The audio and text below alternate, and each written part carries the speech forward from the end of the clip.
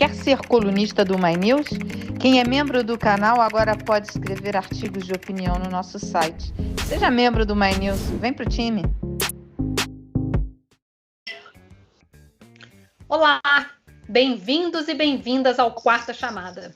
Eu sou Cecília Oliveira e estou aqui substituindo a Marilis Pereira Jorge para falar desse país que está tão tranquilo que decide sediar uma competição internacional de futebol a essa altura do campeonato. Junto comigo, as craques Juliana Braga e Mara Luque. Elas estão escaladas como toda semana.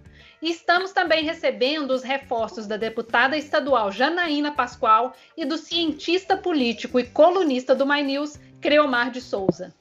Hoje a gente cumpre tabela falando da CPI da Covid e também, será que o Ricardo Salles vai tomar cartão vermelho? O corte nas verbas do CNPq e a pesquisa brasileira no banco de reservas. No nosso conteúdo extra, para quem apoia o My News, a gente fala sobre os riscos de um possível apagão e da crise energética. Se você ainda não é membro, vem para esse time que, além de conteúdo extra, você tem acesso a cursos, clube do livro e a chance de ser colunista do My News. Agora, bora lá! Bora!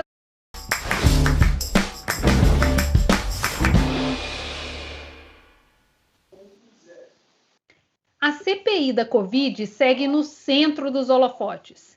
Essa semana foi ouvida uma personagem central do chamado Ministério Paralelo, a doutora Nise Yamaguchi, defensora da cloroquina.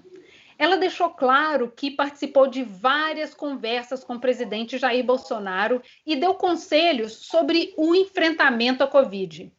Hoje, o depoimento foi da médica infectologista Luana Araújo, que ficou menos de 10 dias no governo, já quando Queiroga assumiu.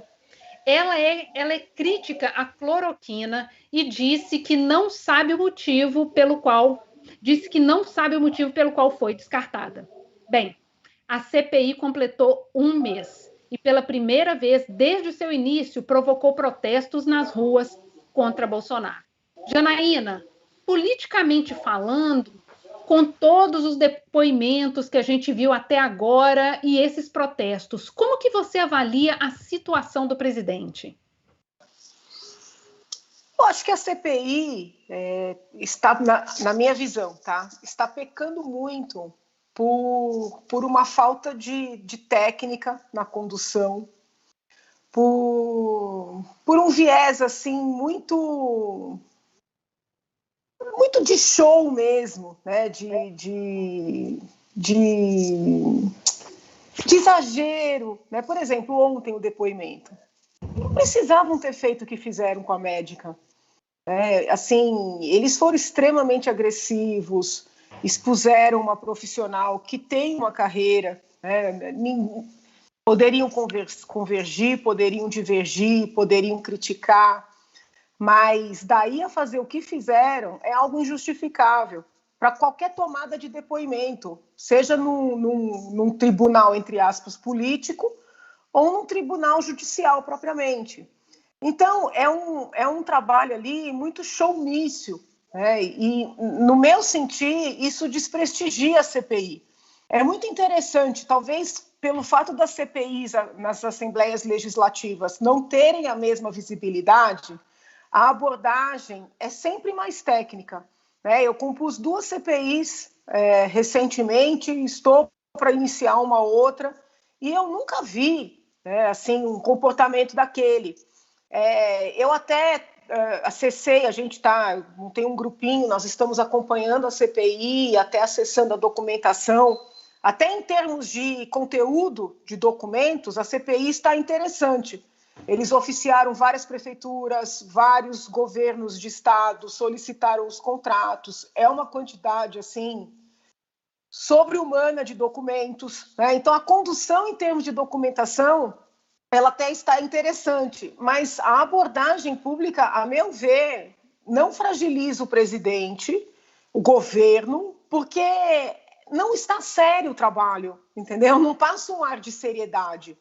Hoje a doutora Luana foi ouvida, é flagrante que a maneira como a doutora Luana foi ouvida foi uma maneira correta, né, de tomar o depoimento de alguém respeitosa, ponderada. Com relação à doutora Nise, com relação à doutora Maíra, não foi essa a abordagem. Então já mostra que eles têm um posicionamento, que eles já sabem o que eles vão decidir, entendeu? Então que tudo aquilo é um grande teatro, né? E quando você faz um teatro com cara de apuração, perde muito do respeito, entendeu? Então eu não vejo essa fragilização. Com relação aos protestos, né, a gente tem que avaliar como é que eles vão se desenvolver tanto para um lado como para o outro. Eu não acho que seja o momento mais adequado para fazer protestos, não importa se pró-presidente contra presidente. Entendo que era um protesto, pelo menos pelo que eu percebi, ainda um protesto colorido no sentido de uma cor só, entendeu? Da mesma maneira que os protestos pró-Bolsonaro vêm sendo protestos de uma cor só, né? Assim, daquele povo mais aguerrido na defesa do presidente. Os protestos que houve nesse fim de semana também foram protestos de uma cor só. Eu não acho que esses protestos monocromáticos, que eles tenham força para, de alguma maneira, impactar um governo. Se os protestos ganharem corpo no sentido de maior representatividade, né, para um lado ou para o outro, aí eles podem passar a representar alguma coisa, entendeu? Então, assim, foram protestos de muita incoerência, né? Várias deputadas, colegas minhas, de partidos mais à esquerda, que chegaram a processar colegas, né, que ficaram no plenário, que, ao ver delas, estavam aglomerando, processaram, representaram criminalmente, estavam lá. Então, assim, perde um pouco até do discurso contra o presidente esse tipo de iniciativa. Então, eu ainda não vejo, tá, do seu ponto de vista de uma fragilização do governo, que tenham tido esse impacto. Pode ter um efeito contrário, porque assim, vou te explicar por quê desse raciocínio. Muita gente que votou no presidente, que fez campanha para o presidente, tem me dito, né, não de maneira pública, mas de maneira reservada, eu não voto nele de jeito nenhum, eu não voto nele nem amarrado, entendeu? Algumas pessoas chegaram a verbalizar que ou vão anular, se tiver, por exemplo, um segundo turno Bolsonaro-Lula, e algumas que votaram no Bolsonaro têm falado que podem até votar no Lula, tá? Tamanha decepção, tamanha revolta. Só que é interessante que quando essas pessoas passaram a ver as ruas vermelhas, vamos dizer assim, é tão psicológico isso, essa propensão de anular ou até mesmo votar no Lula, ela reduziu.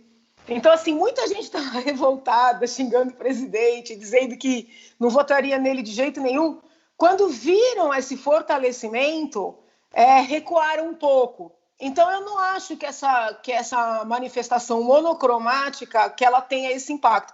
Agora, é uma leitura pessoal minha, entendeu? A gente vai ter que aguardar para ver como é que essas coisas vão se desenrolar. Entendi. Engraçado pensar aqui. Desculpa, Cecília. Não, tudo bem. Pode seguir aí, Mara. Porque eu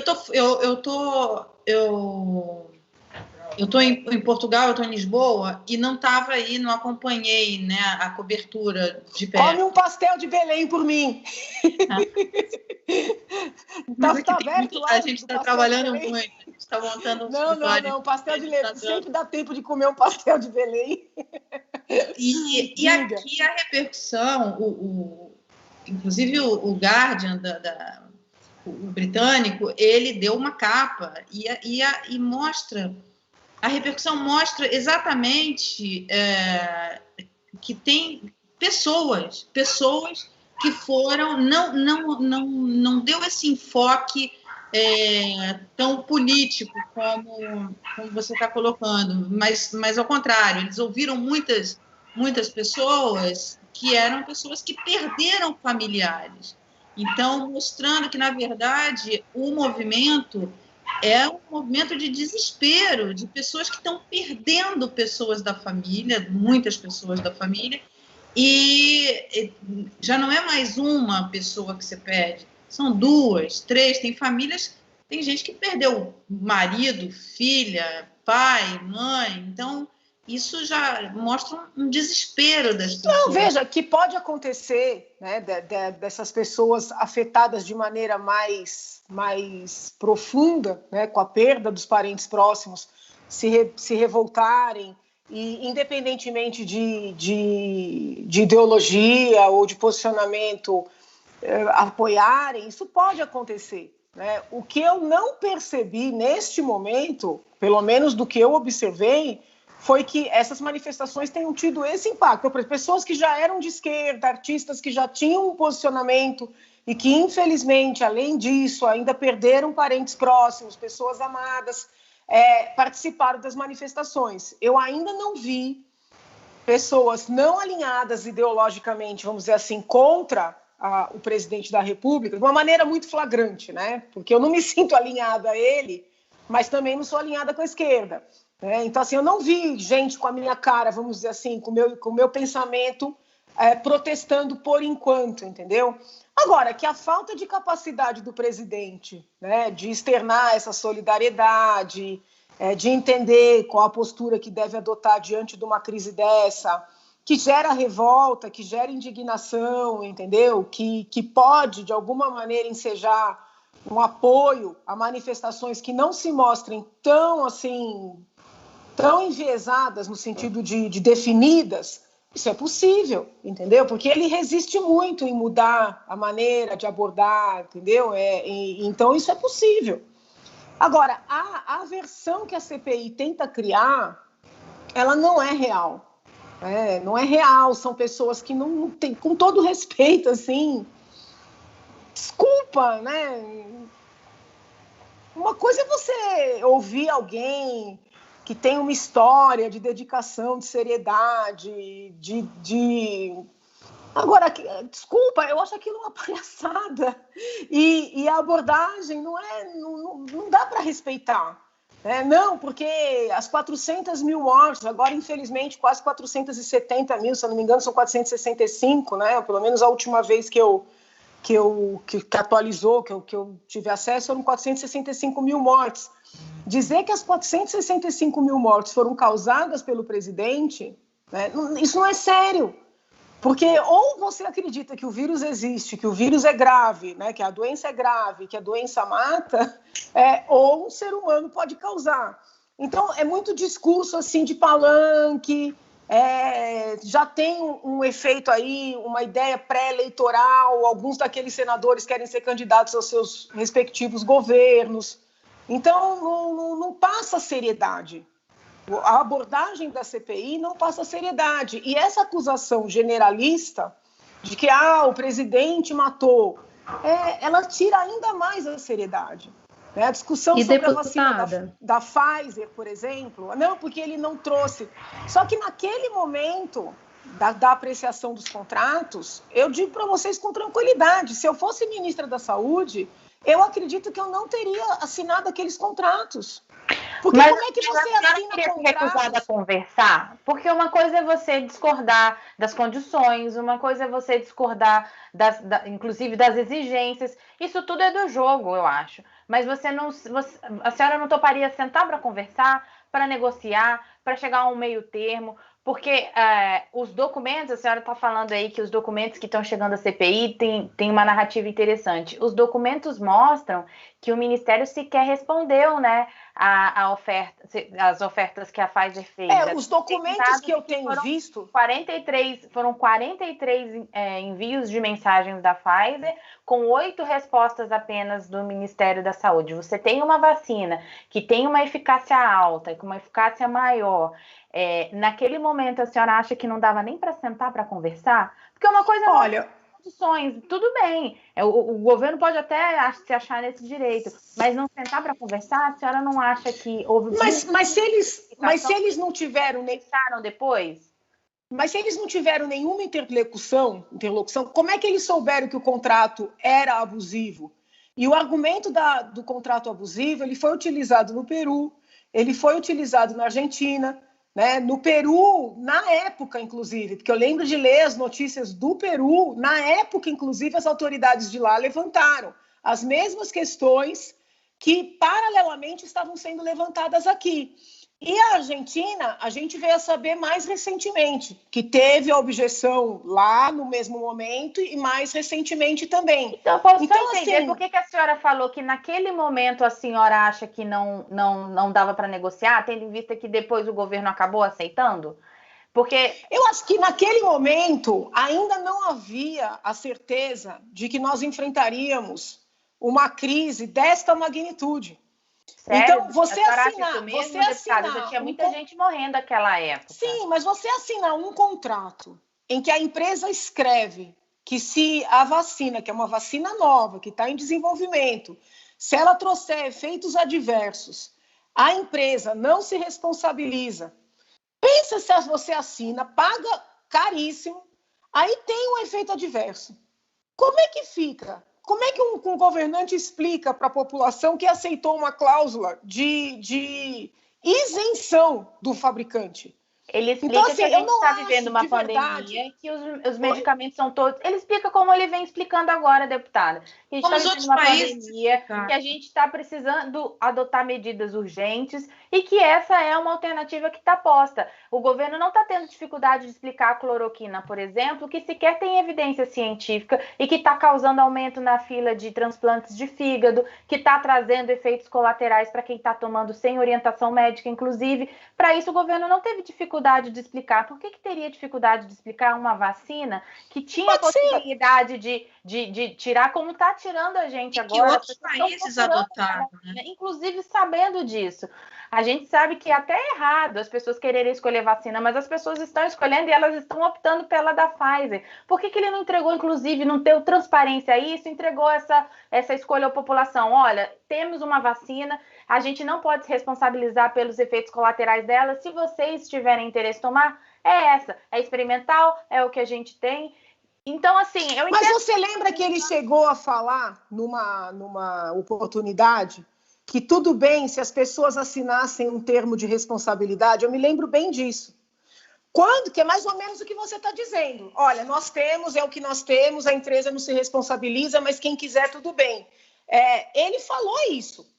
E a reação foi absurda, de que isso não existe, que o governo tem que se responsabilizar, que as pessoas não têm que ter essa pressão. Então, assim, a questão jurídica, ela é real, entendeu? Se, veja bem, em 2022, nos debates políticos, isso for trazido à tona e as pessoas considerarem que não foi a melhor escolha, isso é típico, entendeu? Ou seja, as pessoas têm o direito de achar que não foi o melhor caminho. Agora, daí a dizer que foi um crime de omissão, que é o que a CPI está querendo criar, me parece ter uma distância muito longa, entendeu? Nesse aspecto, realmente, eu acho que é uma forçação de barra.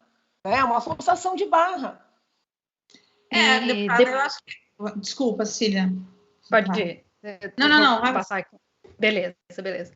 E, deputada, a gente pensando aqui nessa análise que você fez sobre a questão dos protestos, eu queria saber como que você avalia a volta do Lula para o jogo eleitoral.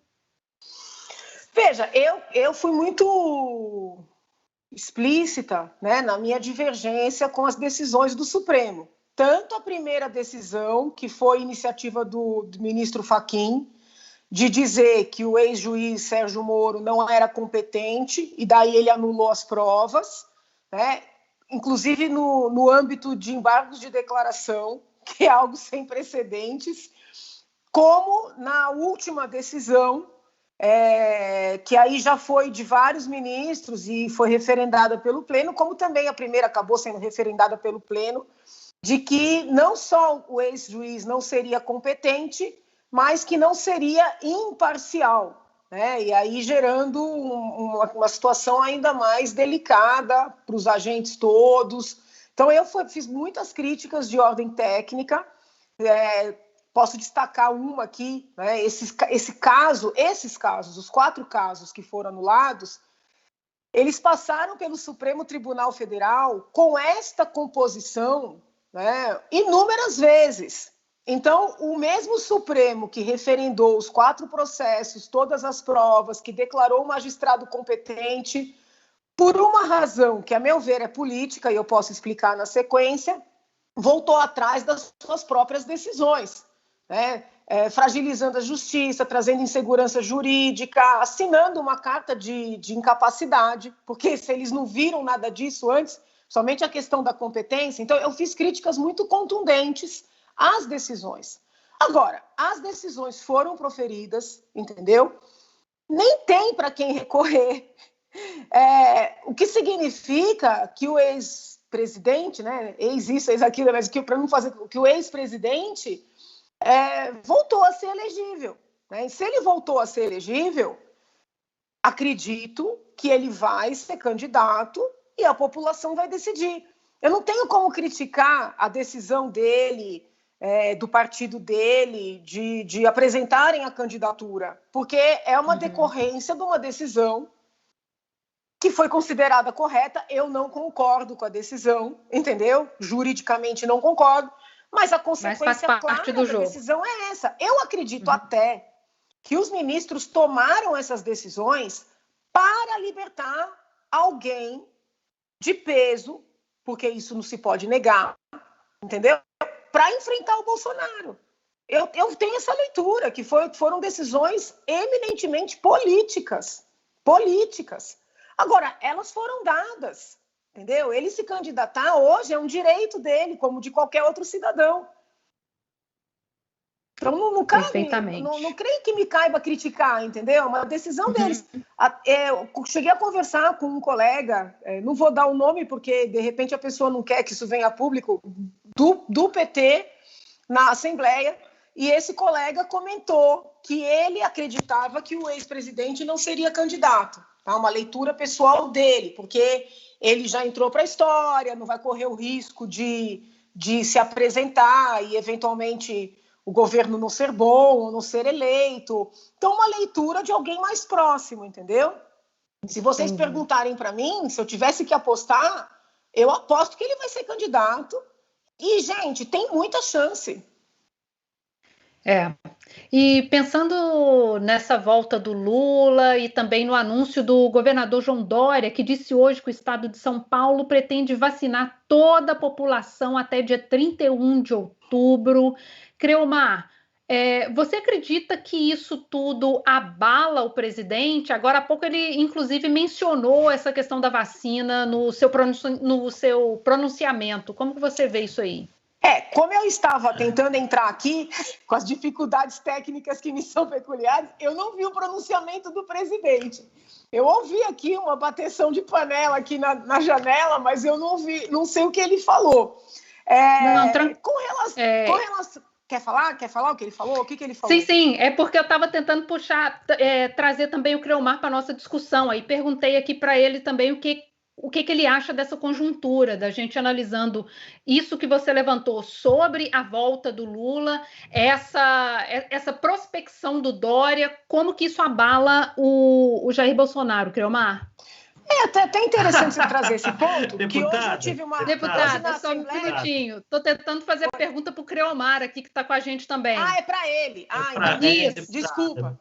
Perdão por interrompê-la, deputada, era só porque a pergunta veio diretamente para mim. Uma boa noite para a senhora, boa noite, Mara, Ju, Cecília. Prazer conversar com todas e fazer parte dessa bancada.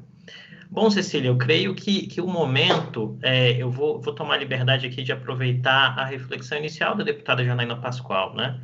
Eu creio que a gente tem uma CPI cercada por muitas expectativas, um calendário eleitoral que vai apertando e uma série de problemas que o governo federal enfrenta. Então, a gente tem a questão da vacinação, nós temos risco inflacionário, a gente tem risco de apagão elétrico, nós temos uma tempestade perfeita, por assim dizer, em termos de jargão.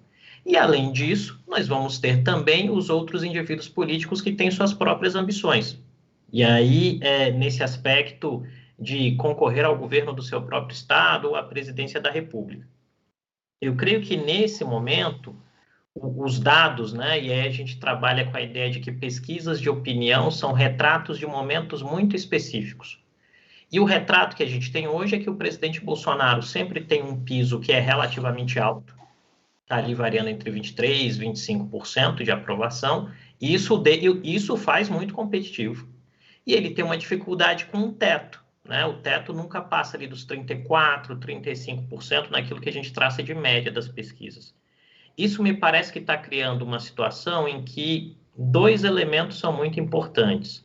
Primeiro, na CPI, eu não acredito que nem os membros da oposição na CPI tenham a clareza ou a certeza de que a CPI vai gerar um processo de impeachment, por exemplo. Isso é... Se eu falar alguma bobagem, a Juliana, que está no Congresso direto, me corrige aqui ao vivo, mas, assim, pelo que a gente conversa com congressistas, não há uma percepção de que a CPI vai resultar em um impeachment, né? Mas há a percepção, por muitos, de que a CPI gera um processo de desgaste continuado do governo, porque ele expõe membros do governo, ele expõe decisões estrategicamente equivocadas, por assim dizer. Eu creio que, nesse contexto, o movimento do governador de São Paulo hoje vem no sentido de tentar tirar mais uma... Vou usar uma expressão da minha mãe, tá? Vem no sentido de tirar uma casquinha, né? Eu vou aproveitar o momento, eu vou aproveitar que é o dia que o presidente vai fazer um pronunciamento em cadeia nacional e digo antes dele que eu farei algo que eu sei que ele não vai conseguir fazer. E aí vem um dilema. A gente teria que olhar os dados e a capacidade do Estado de São Paulo de fazer o que o Dória disse que vai fazer também. Eu creio que essa é uma questão, porque me parece, e eu conversei isso acho que foi com a Mara mesmo, em uma edição do Segunda Chamada, em que a gente vai ter que pensar se a eleição de 2022 vai ser uma eleição sobre fatos ou sobre opiniões. Se for uma eleição baseada em fatos, a gente vai ter que levantar tudo aquilo que a sociedade como um todo, e aí é independentemente de direita ou de esquerda, de centro, de muro, né, para lembrar o bem amado, concretamente em que erramos, né? E a sociedade brasileira errou muito em termos de gestão de pandemia, como erra em termos de gestão de dengue, de saneamento básico, de educação, de segurança pública e por aí vai. Agora, se a eleição migrar para uma lógica de que vão valer apenas opiniões não baseadas em fatos, aí a gente vai ter um impacto muito sério, porque provavelmente os discursos serão feitos e preocupados apenas em falarem mais alto e não em entregarem resultados. Então, acho que esse me parece ser o grande dilema. E o presidente está numa situação de aperto. Ele não moderou durante o pronunciamento, a gente estava aqui com um olho no início do programa, outro olho no pronunciamento. O presidente não moderou, mas ele tentou dar uma prestação de contas. Essa prestação de contas vai para a sua base, que está com ele de qualquer jeito. Eu creio que o grande desafio é saber se o presidente vai conseguir convencer os indecisos, e aí a deputada citou alguns deles, a votarem nele de novo. E aí me parece que a cada vez que o presidente radicaliza mais e mais, ele afasta essas pessoas deles. E aí é saber se os outros candidatos vão ser eficazes nessa construção de lógica. Eu acho que esse me parece ser a grande pintura que a gente tem nesse exato momento. E pensando aí nessa movimentação do tabuleiro eleitoral, Mara, se o Dória conseguir cumprir esse calendário de vacinar toda a população adulta, ele volta para o jogo? O que os analistas estão falando sobre isso? O Dória é uma incógnita, né? O Creomar e deputada Ju, vocês que estão aí mais próximos da política, porque ele trouxe a vacina, né? Quer dizer, então ele não tem o tamanho que deveria ter, dado a única vacina que se tinha até pouco tempo atrás era a vacina que ele trouxe. Ele fez a coisa certa na condução, na gestão da pandemia. E se ele conseguir... Agora, ele não consegue se apropriar disso, né? Quer dizer, isso eu acho assim, não sei se é por conta do marketing que ele faz, que acaba tendo um efeito reverso, assim, contrário, porque o que ele fez não foi pouco. Ele muda de tamanho quando ele traz a vacina, e é a única vacina que se tem durante muito tempo, agora não, mas durante um bom tempo. Na condução da pandemia, ele toma todas as atitudes que são atitudes contrárias ao que o presidente toma, quer dizer, ele usa máscara, o presidente não usa máscara, ele defende o isolamento, o presidente advoga a favor da aglomeração, enfim, ele dá exemplo, e ele não conseguiu se apropriar disso. Agora, Creomar, você falou uma coisa que é a narrativa, né? O que vai valer, se é o fato ou se é a versão, né, dos fatos. Só que você tem um fato incontestável, que são os mortos, Cleomar. Quase 500 mil de famílias, sabe, em luto. Todo mundo, nós estamos em luto. Você sabe disso, Ju, Cecília, com um grande jornalista que morreu de Covid agora, o Ribamar, uma pessoa muito querida. Está todo mundo em luto. A gente está triste. Ontem foi um dia muito triste para todos nós. Quer dizer, isso que a gente sentiu, tem família, 500 mil de famílias aí sentindo a mesma coisa. Isso é um fato. Isso é um fato. E principalmente você sabendo que existe uma vacina. Quer dizer, morreu de uma doença que hoje você tem uma vacina. E isso daí eu acho que vai ser muito difícil. E na CPI a gente tem visto muito isso, e eu acho que isso vai ser muito utilizado na campanha eleitoral, que são os fatos, né? As declarações que foram dadas. Então, os membros do governo que vão lá, eles colocam, eles contrapõem, eles falam, bem, mas olha só, você falou isso, o presidente falou, você falou, está tudo documentado. Eu acho que isso vai ser utilizado na campanha. Eu acho que só tem que refletir um pouco essa questão dos números, né? Porque as mortes aconteceram mundialmente, infelizmente seguem ocorrendo, e proporcionalmente as mortes em São Paulo foram mais numerosas do que no Brasil. E em São Paulo, vamos dizer assim, o líder, né, que é o governador do estado, como você mesma destacou, teve um comportamento completamente oposto ao do presidente, né, mas de acordo com as recomendações, vamos dizer assim. E proporcionalmente as mortes em São Paulo foram maiores. Então, não tem muita lógica culpar o presidente pelas quase 500 mil e dizer que o governador... Então, assim, ou esse comportamento tem impacto ou não tem impacto. Porque, então, o governador é culpado das mais de 100 mil? Mas é o presidente da República, deputada. O Eduardo Jorge, ele deu uma declaração, ele falou que é um sanitarista reconhecido, enfim, se tem alguém... Sim, eu gosto muito dele. Ele falou, olha, numa situação de pandemia, o exemplo que o presidente dá para o país é muito importante. O presidente subestimou o tempo inteiro. Os Estados Unidos compraram a vacina. O Trump, que ele tanto admira, comprou a vacina. Ele não teve tempo de se beneficiar dos efeitos da vacina, mas provavelmente, se a vacina tivesse chegado mais cedo, ele teria sido reeleito. Quer dizer, é muito sério o que esse país está vivendo. A gente está vivendo uma situação muito séria. E agora, em relação... Eu não sou analista política, mas conversando com economistas e estrategistas que acompanham e conversam com analistas políticos, eles acham que existe muita... Não dá para cravar nada para a eleição. Tudo pode mudar. Uma coisa que é certa é que se o ex-presidente Lula se candidatar, ele certamente estará no segundo turno. Mas, em relação ao presidente Jair Bolsonaro, já há dúvidas se ele vai para o segundo turno. E não sou eu que estou falando, não sou analista política. Isso é conversando com estrategistas políticos, com estrategistas financeiros, econômicos, gente que ganha dinheiro antecipando esses movimentos. Que o Cleomar sabe, porque muitos deles são clientes do Cleomar, né? Vão procurar o Cleomar para tentar achar essa resposta.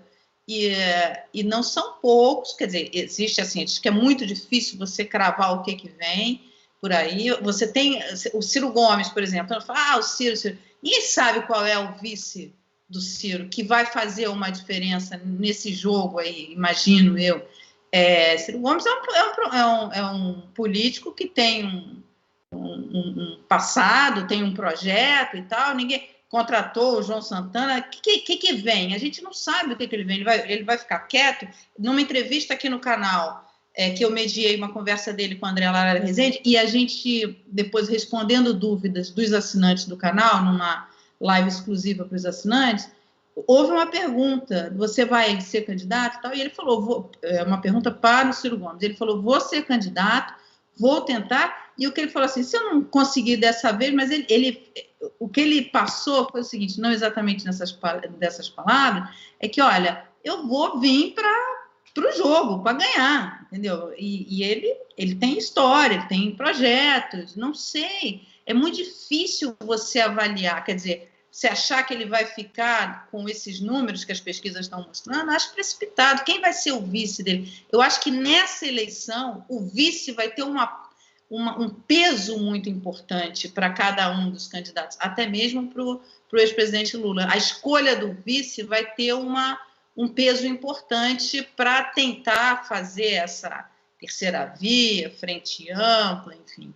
E eu não sei, pelo que eu tenho conversado, não dão como certo. O presidente Bolsonaro tem cometido muitos erros, assim, sequenciais, e que está afetando diretamente a população. E o principal fato é esse, são os mortos. Mara, e pensando... desculpa, Cecília, perdão, por favor. Pode ir, Cleomar? Tá. Obrigado pela gentileza. Mara, e se você me permite, só para uma reflexão rápida, né? Eu creio que uma palavra-chave que leva a vitórias eleitorais é entender os humores, né? Os humores das pessoas e o time. Eu creio que o presidente Bolsonaro, inegavelmente, foi muito bem sucedido em entender isso no ano de 2018.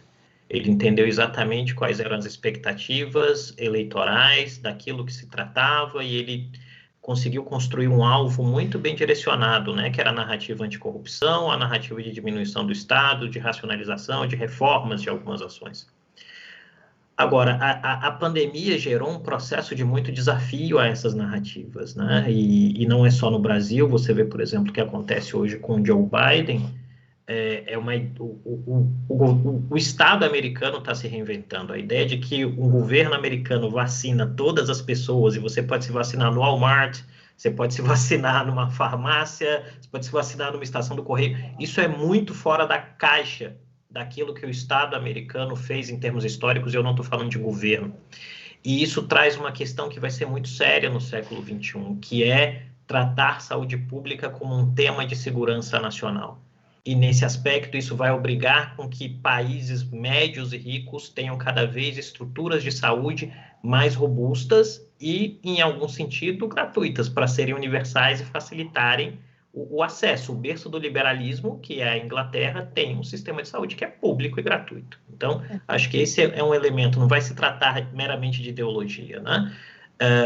E, de outro lado, quando a gente pensa, a partir disso, no panorama da eleição de 2022... eu creio que a grande incógnita é saber se o presidente Bolsonaro, que até aqui parece apostar na mesma receita que o conduziu ao poder em 2018, se esta receita será palatável ao eleitor. Esse é o ponto. Porque os candidatos normalmente têm motes, né? Lula, de 89 até a eleição que ele vence, fala da mesma coisa, né? A diferença é que ele põe um terno Armani no meio do caminho, mas ele fala das mesmas coisas, né? Fernando Henrique fala das mesmas coisas nos 2 mandatos, Dilma fala das mesmas coisas. Mas existem momentos de transição, e esse é um momento de transição, e ele vai exigir que os candidatos talvez falem de coisas distintas. E talvez aqui, até o presente momento, o presidente Bolsonaro seja um escravo do personagem que ele construiu para si mesmo ao longo da sua trajetória, e que foi muito bem sucedido em 2018. Muito duro, muito firme em convicções, não arreda o pé, não pede desculpas, não volta atrás. A vantagem da democracia é que as pessoas políticas podem fazer as suas escolhas. A questão é que, talvez, em um momento tão grave, tão diferente como esse, tenha faltado esse aconselhamento. E aí eu gosto muito de um livro que um amigo me indicou, que é, traduzindo, o título é um livro americano, ele diz: Por que não há escolas para ser presidente? Uns acertam e brilham, outros erram e se apagam, e alguns são medianos. O presidente não decide sozinho. E talvez o fato de ter uma tomada de decisão muito homogênea tenha conduzido o presidente a essa situação, em que vamos no personagem, pé na tábua até o final. E talvez o eleitor queira outra coisa. E aí isso me leva à reflexão... Desculpa, deputada, perdão, só para terminar. Isso me leva à reflexão no ponto de opiniões e fatos. porque as redes sociais vão fazer um impacto na campanha também, né? Então, se você reproduz uma mensagem, essa mensagem pode pegar. Deputada, perdão, por favor, desculpe, fica à vontade. Não, acho que você toca num ponto interessante, que é algo que me aflige como eleitor e como cidadã.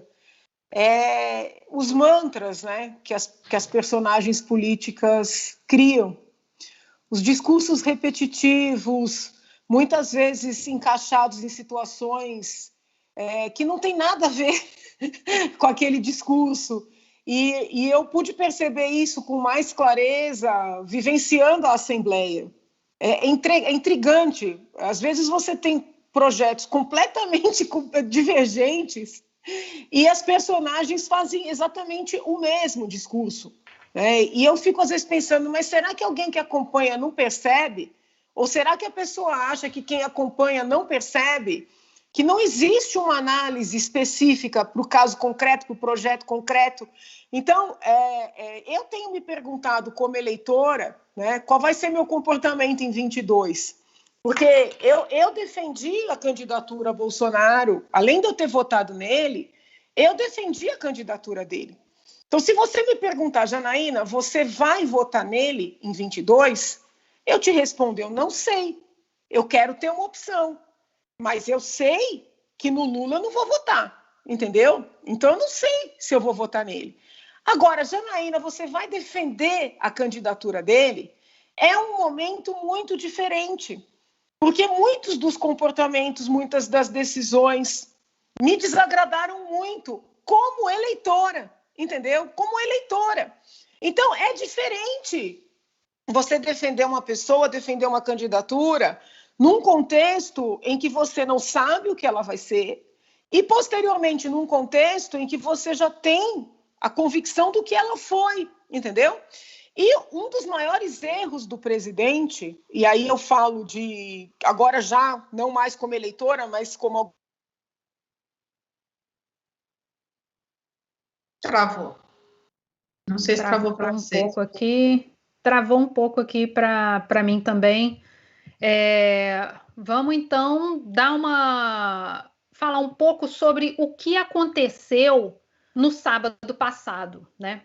Os protestos de sábado, eles aconteceram pelo país afora e, em sua maioria, eles foram pacíficos, mas teve aquela exceção do Recife, onde a polícia foi violenta e abusiva.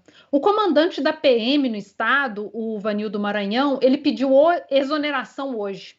Enquanto isso, em Goiás, a polícia militar deu 2 shows de truculência. Ao abordar violentamente um rapaz negro que fazia manobras de bicicleta em um parque, e depois, quando exigiu que um cidadão retirasse um adesivo contra Bolsonaro do seu carro. E isso baseado na famosa Lei de Segurança Nacional. Creomar, os governadores estão perdendo o controle da PM? A polícia agora age por conta? Cecília, essa é uma pergunta excelente, né? Eu, inclusive, conversava com um grande amigo que é policial militar aqui no Distrito Federal e a gente lamentava o falecimento de um outro grande amigo num acidente de trânsito, que era uma voz muito ativa na incorporação de direitos humanos nas práticas das polícias.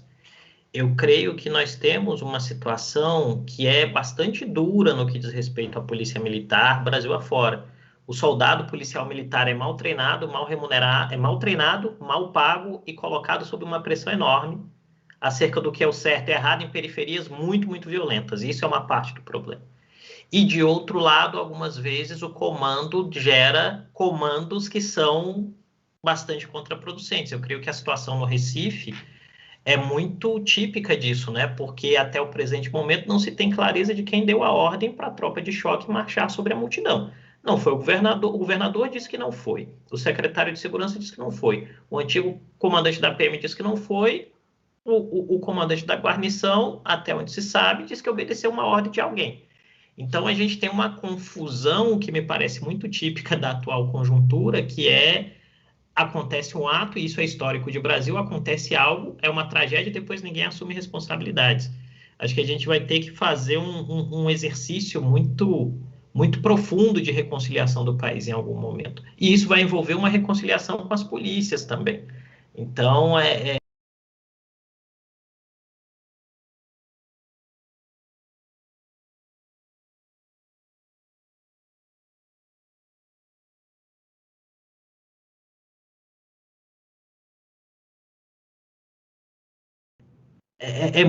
muito duro, o momento é muito, muito duro, e exige da gente, vai exigir de todos nós muita responsabilidade, né? Sem dúvida, Creomar. Eu queria falar agora com Juliana sobre essa semana, né? O senador Flávio Bolsonaro se filiou ao Patriotas, partido que acabou rachando com a possível ida do pai dele para essa mesma sigla. Qual o motivo desse racha, Juliana? Na verdade, o episódio que a gente viu essa semana estava relacionado a mudanças estatutárias que foram feitas para abrigar não só o presidente Jair Bolsonaro, como também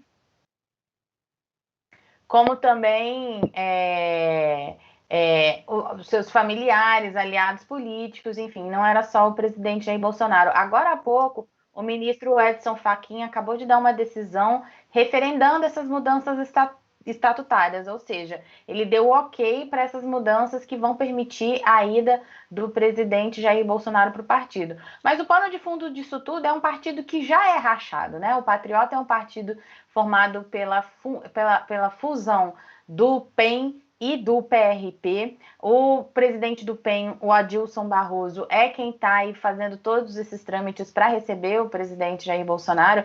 Ele já tinha feito isso no partido em 2018, mas de última hora houve ali uma movimentação para que ele não entrasse. Enfim, o Bibiano, à época, optou pelo PSL, e agora a gente está vendo esse movimento de novo. O Ovasco, que era o presidente do PRP, é quem tem resistência, porque ele já estava fazendo movimentos no partido de olho em 2022. Já tinha filiado o Arthur Duval para disputar o governo de São Paulo no ano que vem. Essa é uma disputa, é uma candidatura que já não deve acontecer, se o presidente de fato for. Então, o presidente Jair Bolsonaro está entrando num partido que é pequeno, se ele entrar de fato, né? Um partido que não vai ter recursos de fundo partidário para fazer essa eleição, e num partido dividido, em que ele não vai poder contar, inclusive, com a militância ali do partido. Então, é a opção que o presidente fez de poder ter o comando dos diretórios e tudo, mas é uma opção que vai impor a ele alguns desafios e algumas dificuldades que o ex-presidente Lula, por exemplo, não vai ter. As coisas podem custar um pouco mais caro. A chapa está esquentando para o lado do ministro Ricardo Salles. A Operação Aquanduba da Polícia Federal já fez buscas em endereços ligados ao ministro, que teve quebra de sigilo bancário e fiscal autorizados. Hoje, a ministra do STF, Carmen Lúcia, acolheu a denúncia da PGR e autorizou a abertura de inquérito para investigar o Salles. Essa confusão causou o afastamento por 90 dias de outros agentes públicos ligados ao ministro. Todos são igualmente investigados. Hoje, o assessor especial do Salles, Leopoldo Penteado Butiqueviques, pediu exoneração do cargo.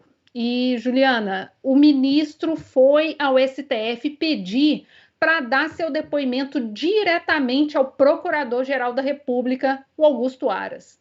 O que isso quer dizer? O Aras pode salvar a pele do Salles? Eu acho um pouco difícil, tendo em vista que o ministro Alexandre de Moraes, que foi quem autorizou essa operação, autorizou sem ouvir o Procurador-Geral da República, sem ouvir o Augusto Aras. Então, a gente, na verdade, vai precisar entender ainda como é que vão ficar esses inquéritos que estão correndo lá no Supremo Tribunal Federal sem a manifestação do Ministério Público. Esse não é o único relatório nas mãos do ministro Alexandre de Moraes em que ele deixa o Ministério Público de lado. Mas, assim, ao que tudo indica, esse depoimento dado diretamente ao Augusto Aras, se ele de fato for autorizado, eu não sei se o ministro Alexandre de Moraes vai autorizar, na prática significa só que ele vai falar para alguém ali, é um depoimento talvez que o constranja menos, que faça perguntas menos complicadas, mas eu acho que isso não é suficiente para resolver a situação dele, não. O ministro Alexandre de Moraes, vamos lembrar, ignorou o Ministério Público, ele não ouviu, não tem participação do Ministério Público nessa operação que quebrou sigilo, que tentou pegar o celular do ministro do Meio Ambiente. Então, é uma tentativa ali de enfim, ter um depoimento que o constranja um pouco menos, mas eu não acho que isso seja suficiente. Até porque já tem um outro inquérito aberto também, foi autorizado hoje pela ministra Carmen Lúcia, como você falou, são 2 inquéritos diferentes. E aí eu não acredito que em 2 investigações diferentes isso possa resolver a situação dele. Tem muitas... a denúncia feita a denúncia a qual o ministro Alexandre de Moraes dá o ok ali para a realização da operação, tem vários indícios, mostra dados, documentos, enfim. Então eu acho que a situação dele está mais complicada do que o Aras poderia resolver. E não é segredo para ninguém que o Salles é muito benquisto pela família Bolsonaro. Creomar, vários dos filhos já saíram em defesa dele, inclusive o próprio presidente, não mede elogios. O governo vai pôr a mão no fogo por ele ou vai jogá-lo na fogueira? Cecília, essa é uma pergunta bem interessante, né? Porque eu acredito que a resposta virá da própria capacidade do governo de aguentar fogo cruzado. O que nós vemos hoje é que o governo tem apanhado, mas ainda percebe a validade de manutenção de alguns nomes. E aí a gente pode estabelecer uma comparação por tratamentos diferentes, né? Por exemplo, nesse processo de que alguns ministros, mesmo sendo muito benquistos pelo presidente, foram colocados para escanteio e outros foram acolhidos em outras posições.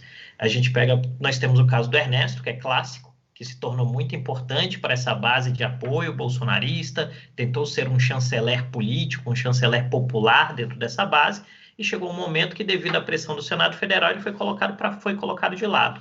Nós temos o caso do ex-ministro Pazuello, que foi colocado de lado do Ministério da Saúde, mas ontem foi nomeado na Secretaria de Assuntos Estratégicos, talvez já pensando em uma eventual punição que ele receba do comando do Exército para que ele continue tendo uma determinada guarida política e institucional ao lado do presidente da República.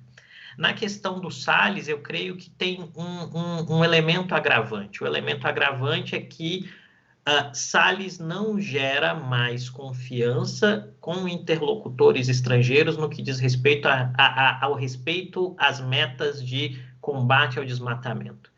E isso é muito ruim, porque o agronegócio brasileiro como um todo, mesmo a sua faceta mais moderna, que é o pessoal que está preocupado com certificação ambiental, certificação de não uso de transgênicos e todos os outros elementos, na hora que se vierem sanções contra o agro brasileiro, elas serão indiscriminadas. E nesta situação, esse pessoal precisa que o ministro do Meio Ambiente tenha respaldo com interlocutores internacionais. E este talvez seja o grande problema da permanência de Salles, e isso talvez, se o presidente receber um aconselhamento preciso, ele vai entender que um eventual erro nesse tipo de pasta coloca o Brasil à margem do próximo boom de commodities, porque o mundo está reabrindo. Aonde se está vacinando, o mundo está reabrindo. E a economia vai dar um boom, porque vai ter uma demanda reprimida por proteína, por alimentos, por um monte de gêneros alimentícios que o Brasil pode fornecer. Se o Brasil estiver na contramão disso, essas pessoas vão comprar esses alimentos em outro lugar. Pode ter certeza. Ô, Creomar, isso que você falou é tão interessante, porque a gente teve aqui com a gente, aqui no Quarta Chamada, Cecília, a Cátia Abreu, né? Lembra que ela falou que ia passar faixa de motosserra para o ministro do Meio Ambiente? A gente chegou ao ponto de que a bancada do agronegócio defende o meio ambiente mais do que o ministro do Meio Ambiente. Está contra o ministro do Meio Ambiente, mas não pelas razões do passado, mas porque eles querem mostrar ao mundo que tem um compromisso ambiental. Quer dizer, é a bancada do agronegócio assumindo o papel de defesa do meio ambiente que o ministro, porque o ministro enfim, é como o Cromar falou, coloca em risco todos os negócios, fora que você tem lá os filhos do presidente brigando com a China, enfim, e todas aquelas outras tretas. O agronegócio realmente deve estar muito preocupado de perder essa onda, desse boom econômico que o mundo vai viver. Quer dizer, o Brasil está numa situação muito difícil, economicamente, você vem uma recuperação, teve ali 1% de alta do PIB, mas dessazonalizado, mas, sabe, não é nada que... Você não consegue gerar emprego, você ainda tem uma legião de desempregados e tal, e quer dizer, se a gente não consegue também pegar esse boom, sabe, surfar nesse boom econômico mundial, aí realmente vai ser muito triste para todo mundo. E o agronegócio sente isso melhor do que ninguém, né?